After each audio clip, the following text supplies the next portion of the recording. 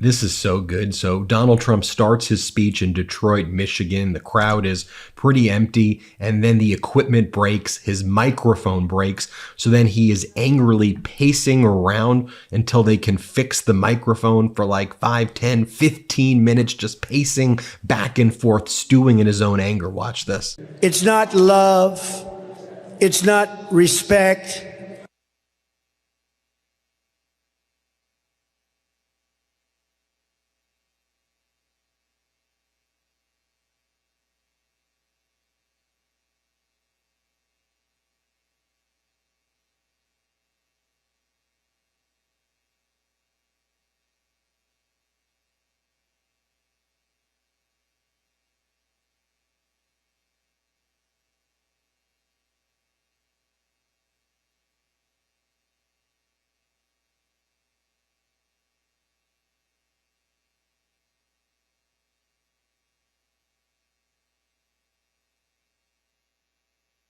Then when the microphone is fixed, Donald Trump says that he's not going to pay the contractors. Play the clip. Thank you, everybody. Thank you. So now what happens is I won't pay the bill for this stupid company that rented us this crap. I won't pay the bill, and then we'll have a story that Trump didn't pay the bill to a contractor. No, when they do that kind of a job, don't pay the bill. That's terrible. They also had a little problem with energy coming into the building, but I'm not blaming it on that. But here's my plan. Do we have fun? In fact, Donald Trump says if his microphone goes out again, he's going to sue the contractors and sue all of the workers who put on this event. Play this clip. And this is important because we're doing things here that are really going to be amazing. So let me know, and if it goes out again, I'll sue the ass off that company. We're going to sue them. Then they'll say what a horrible guy Trump is. He's a terrible guy. In fact, you heard him say he's going to sue their asses. He said, then Donald Trump blames the entire city of Detroit for his equipment breaking. Let's play it. And I don't want him to get up and use this crappy microphone that they sent. I don't want him to do that. I want to keep him good and healthy. Unlike Trump, I want him to have his voice tomorrow. When I get up tomorrow and I can't speak, I'm going to say Detroit did it to me, but that's... By the way, here's CNN describing this rally with a pretty empty crowd. Here's how CNN described it. Let's play it. That's right. So we are here in downtown Detroit. We're in this pretty large venue. You can't really tell, Aaron, from where you are. I mean, right behind me, you can see the crowd. But behind the camera, where I'm speaking toward, it's actually pretty empty. They have not been able to fill this. And I'll also tell you that it took us more than 2 hours. They were 2 hours delayed in getting us into the venue today. And so there are questions about, I'm told it was not a security issue, according to two Secret Service officials. So questions about whether they were, changing some of the optics in here. So that's just one thing to... Then Donald Trump says that he's trying to get through the speech. He's struggling to get through. If he finishes, he said it will be the liberation for Donald J. Trump because it's hurting his voice speaking to the audience. Play this clip.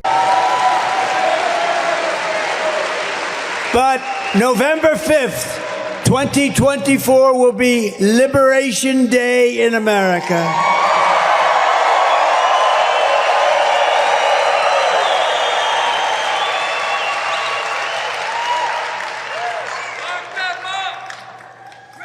And when I get rid of this microphone at the end of this speech, it's going to be Liberation Day for Donald J. Trump because I'm blowing out my voice to get this sucker done. I'm blowing out my voice. But I'm going to get through this speech because you're from Detroit. We're going to turn this place around. We're going to make sure that electric current comes into it like it should. Liberation of Donald Trump. Good night, folks. That'll be... Donald Trump then glitches when trying to say Kamala. Play the clip. As a senator, this one. Fox has had enough. Then Fox cuts away from Donald Trump's event. Let's play it. president, there are many different tax policies which could cripple the economy. But the first thing she wants to do is allow these Trump tax cuts. So you've been listening to President Trump there in Detroit, Michigan. You heard him say that people call him a protectionist, but he wants to protect you, the American people, you, the American worker, explaining that quite clearly. But let's move now from Michigan, where you're watching President Trump, to Pennsylvania. Take a look right here. You see people then walking out of Donald Trump's rally right behind him as he's speaking. They've had enough. I think they've had enough of being insulted by him. Play this clip. Their street gangs and their drug dealers and terrorists are now in our country. 21 million people came in under their rule, and she was in charge of the border. She's a grossly incompetent person, and we can't let this happen. We have to get the hell out and vote and get them out of here. The United States. Fall is planting season. It's true. Many plants actually do better when planted this time of year, but it can be hard to know where to start. That's why over 2 million Americans trust Fast Growing Trees, the world's largest online nursery and the easiest way to get the yard you've always wanted. They have everything you could possibly want, like fruit trees, palm trees, evergreens, houseplants, and so much more. Whatever you're interested in, they have it for you. Find the perfect fit for your climate and space. Fast Growing Trees makes it easy to order online, and your plants are shipped directly to your door in 1 to 2 days. And along with their Alive and Thrive guarantee, they offer free plant consultation forever. I ordered a lemon tree from Fast Growing Trees and planted it in front of my house. Now every year I get the best tasting lemons just by walking outside, plus my yard smells like citrus. I convinced my friend to buy an avocado tree from Fast Growing Trees, and he raves about it. I made him bring me over a few, as a little finder's fee, and I could say they were some of the best avocados I've ever had. The experts at Fast Growing Trees curate thousands of plants so you can find the perfect fit for your specific climate, location, and needs. And right now they have the best deals online, up to half off on select plants and other deals. And listeners to our show get an additional 15% off their first purchase when using the code Meidas at checkout. That's MEIDAS. That's an additional 15% off at fastgrowingtrees.com using the code Meidas, MEIDAS at checkout. Fastgrowingtrees.com, code Meidas. Offer is valid for a limited time. Terms and conditions may apply. Speaking of that crowd, by the way, before Donald Trump took the stage, MAGA Republican extremist Congressmember Byron Donalds was addressing the crowd, and he said, how many people are going to vote? How many people have voted already? I think it's like 19 people responded to that. Play this clip. You got to get out and vote. Who here has voted already? That's pretty good. Who's getting out to vote tomorrow? Then Donald Trump delivers his closing argument to the audience. And his closing argument is, get your fat ass off the couch. Play the clip.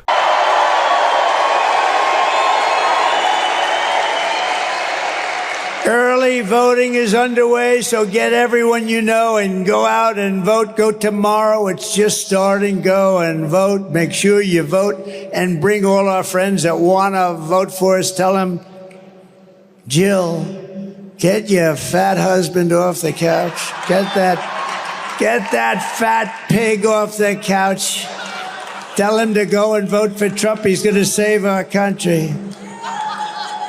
Get that guy the hell off our...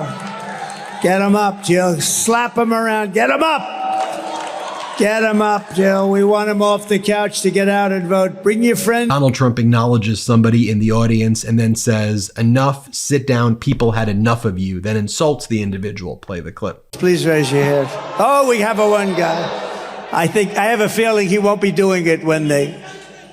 Nah, thank you very much. Good. Thank you. Sit down. That's enough. That's enough. He's our friend, but that's enough. And endorsed. Let's also remember what Donald Trump was doing earlier in the day. He appeared to be falling asleep, nodding off during this event in Auburn Hills, Michigan. Play this clip. Incidents. Not one of them had their gun out of their holster. These weren't barricaded gunmen, wasn't a bank robbery. These were ambushes. That's in Michigan, 3 in 90 days. And they never fired a shot, never got their guns out. So let's not forget then what happened earlier in the day when Donald Trump was speaking with Fox and Friends. It looks like he was, I think ultimately we uncovered he was just sitting on his suit. His suit kind of drapes in the back like a cape. Many people initially were saying it looked like a washable black incontinence bed pad that he was sitting on. I don't think that's the case. You can tell me what you think. I think it was actually his suit. Anyway, going back to the event that Donald Trump was holding in Oakland County, Michigan, by the way, Donald Trump, looking exhausted and feeble, says, "My life's so hard. You think this is easy? I'm going to go have to speak later in front of 10,000 people." That's not how many people you spoke in front of. And you humiliated yourself when you spoke later. Here, play this clip. We'll go through it pretty quick, Dale, and then I'm going over to make a little speech in front of 10,000 people. You think this is an easy life I have, right? I go from here, I say, "Am I finished?" They say, "No, sir, you have one more speech." "Oh, good. Where is it?" Now, that brings me to what former President Barack Obama said in his speech in Tucson, Arizona. He's like, look, if your grandpa was acting the way Donald Trump's acting, you'd be concerned. Here's former President Barack Obama putting it perfectly, especially given what we've just seen of Donald Trump at that disastrous event in Detroit. Let's play it. He called himself the father of IVF. I do not know what that means. You do not either. He said January 6th was a day of love. Do not boo. Vote. It made January 6th sound like it was Woodstock. You would be worried if your grandpa was acting like this. No, I'm not joking. You would, right? You'd call up your cousins and you say, "Have you noticed?"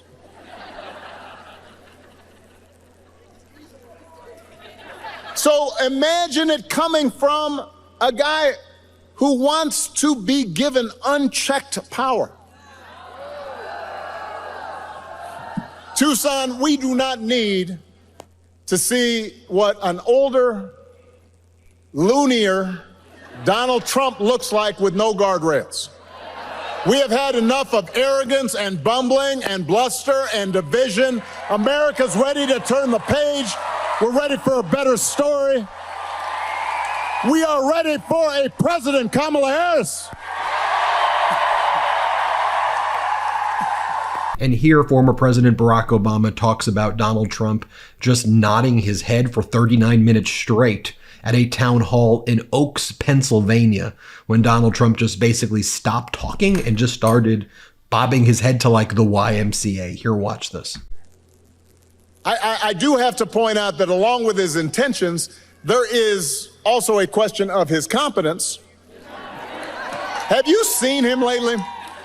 I mean, he is out there, he's given 2.5 hour speeches, just word salads. You have no idea what he's talking about. He's talking about Hannibal Lecter. He's talking about this. He's talking about that. He held a town hall meeting where he just, let me explain, because I've done a lot of town hall meetings. The point of a town hall meeting is to take questions. He just decided, you know what, I'm going to stop taking questions. And then he's swaying to Ave Maria and YMCA for about half an hour. Folks are standing there not sure what's happening. Can you imagine if I did that? Can you imagine if Ruben did that right in the middle? Now, our playlist would probably be better. Way better. But